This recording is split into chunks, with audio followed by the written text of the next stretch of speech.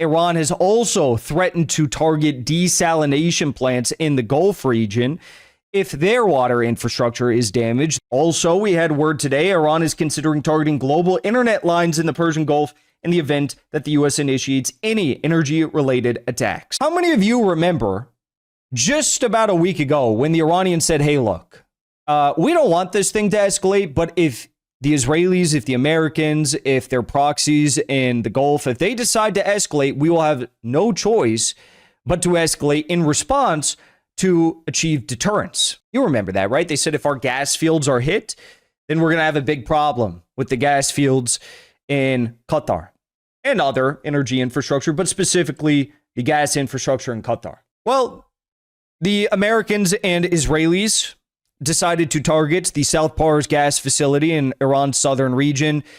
They targeted also another gas facility in that strike. And how did Iran respond? By essentially making good on their promise. 2 out of 14 liquefied natural gas production units and 1 out of the 2 gas to liquids facilities in Qatar were damaged in the attacks. Qatar announced that they lost 12.8 million tons of LNG annually for a period of 3 to 5 years, which is equivalent to 17% of Qatar's LNG production or exports annually. The annual revenue loss from the 3 damaged facilities is around $20 billion. And they also announced that they may be forced to declare force majeure and long-term contracts with several countries. In addition to that, Iran's strike caused $20 billion in damages to a gas facility that was built 2 years ago for $26 billion. And JP Morgan announced that Qatar's GDP could shrink by 9% this year just due to that, what could be viewed as a relatively small attack on the Ras Laffan gas complex in Qatar. So we now understand, right? We now understand also Qatar announced that they will not resume energy production, gas production until the war ends. So we now understand that, we should probably take the Iranians at their word. If they say they're going to do something in response to one of our attacks, we should probably take them at their word. We didn't believe them. Some people didn't believe them when they said if they are attacked, they will begin by targeting U.S. bases. And not only did they target U.S. bases, they have relentlessly targeted U.S. bases pretty much every single hour of the day for 22 days in a row now? Since this began, they have not ceased. They've also targeted UK military base in Cyprus. They've targeted their proxies, Iraqi pro-Iran, Iraqi resistance groups have targeted French and NATO bases in Iraq. We've seen, I believe there was an Italian base that was also struck. So we have tons of proof that the Iranians will make good on their promises. But for some reason, Trump doesn't understand this, because despite the fact that maybe he kind of understood this a few days ago, he put out this post stating that, hey, look, we had nothing to do with the attacks on Iran's gas facilities, and we're going to make sure that doesn't happen again. I smell bullshit. Of course they knew. They have all these joint command centers specifically for their air forces and when they conduct strikes. So, of course, the U.S. knew that this was happening.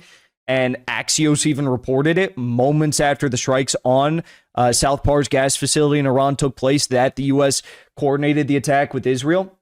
But he seemingly forgot about all of this since he put out that post, because today he put out a post stating, if Iran does not fully open without threat the Strait of Hormuz within 48 hours from this exact point in time at 2:47 a.m. local time in the region today, the United States of America will hit and obliterate their various power plants, starting with the biggest one first.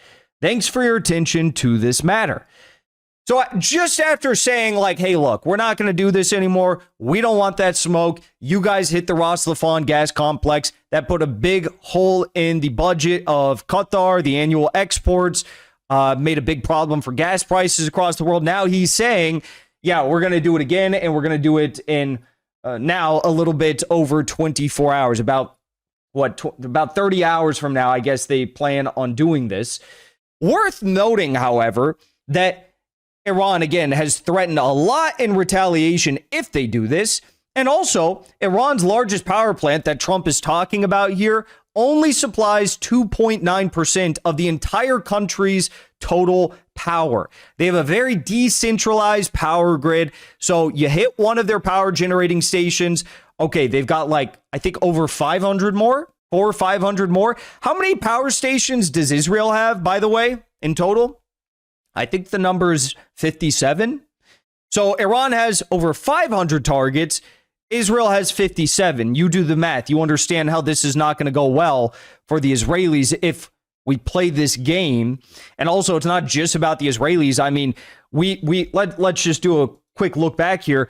The Iranians only hit 2 out of the 14 LNG gas production units in Qatar. That alone caused a 17% drop in LNG exports and $20 billion in damages. And Qatar is the largest LNG supplier in the entire world. So maybe we should not test them, right? So Trump is saying that. Meanwhile, Iran has 500 plus plants. Their largest one only supplies 2.9% of total power for the entire country. Israel's largest plant, they have 57 of which, accounts for 20% of Israel's total power. That is the Orat Rabin plant. So I don't think that this is going to go well. Michael Spiker on Twitter said, I'm just a guy that likes making maps, but I do feel somewhat compelled to say that Iran has a particularly good power grid and gas distribution network, like nearly impossible to destroy. I mean, I think Iran has a better gas transmission footprint than Canada.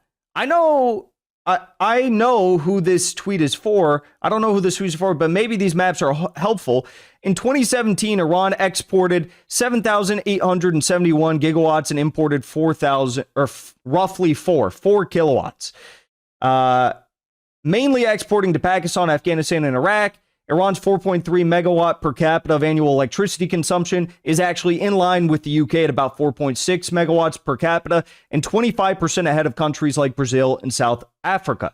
Attacking a very hardened system like this and opening the Gulf up to attacks on far more single failure point assets seems wildly stupid. Yeah, and I'm not even like an expert in this stuff. I'm totally a layman, but I can just see the numbers. You can see how the energy is distributed in Iran, how this is much different than the distribution model, which is much more centralized in Israel. And you look at Qatar, I mean, it's just a sitting duck waiting to get hit. And kaboom, the whole global energy markets go under. But Iran hasn't only promised to target, the energy infrastructure of, say, Israel or the Middle East countries in response.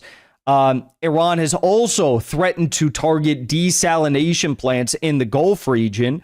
If their water infrastructure is damaged, there is word that some countries are intent on striking the water infrastructure and water distribution networks of Iran.